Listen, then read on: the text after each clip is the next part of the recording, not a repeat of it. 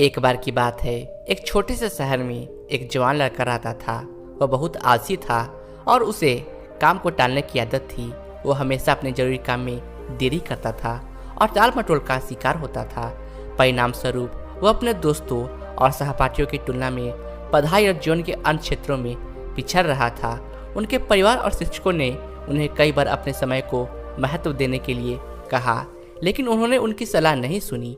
उससे अपने भविष्य की परवाह नहीं थी और वह छोटी छोटी बातों में अपना समय बर्बाद कर देता था। अब एक दिन की बात है, उनके नगर में एक बुद्धिमान साधु आए। वह अपनी बुद्धि और ज्ञान के लिए प्रसिद्ध थे। बहुत से लोग उनसे मिलना और उनसे कुछ सीखना चाहते थे। अब युवा लड़की ने भी उनसे मिलने जाने का फैसला किया, यह आशा करते हुए कि उसे उसके जीवन में हर क्षेत्र में अपने दोस्तों से आगे निकलने के लिए कुछ सुझाव मिल सकते हैं। वह उस स्थान पर पहुंचा जहां साधु रह रहे थे और इंतजार करने लगा। जब उसकी बारी आई तो उसने साधु को प्रणाम किया और कहा कि हे प्रभु, कृपया मेरी मदद करें। मैं अपने जीवन में असफल हूँ।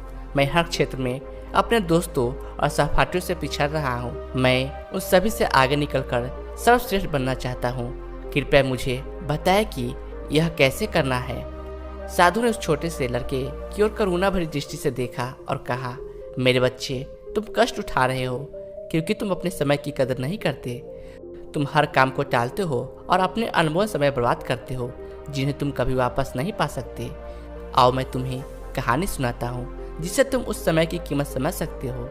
लड़के ने प्यार से सिर हिलाया और साधु की कहानी सुनी।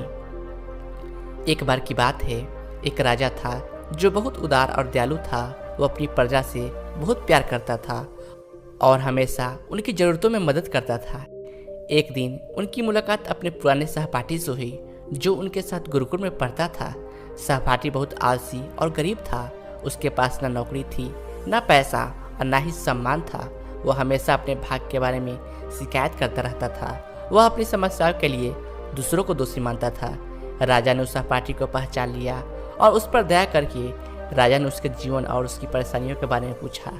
सहपाठी उदास होकर बोला, हे राजा, पता नहीं सब लोग ऐसा क्यों कहते हैं कि मैं कुछ नहीं कर सकता। यहाँ तक कि जब मैं नौकरी ढूंढने जाता हूँ तो सब लोग मुझे मना कर देते हैं।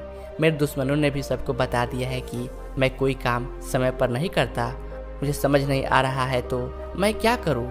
राजा ने कहा, आओ हम सौदा करें। सूर्य अस्त से पहले तुम मेरे खजाने में आओ और जितना हो सके उतना खजाना इकट्ठा कर लो और यहाँ सब तुम्हारा होगा। सहपाठी बहुत खुश हुआ और उसने राजा को बहुत बहुत धन्यवाद दिया और भागकर अपने घर गया और अपनी पत्नी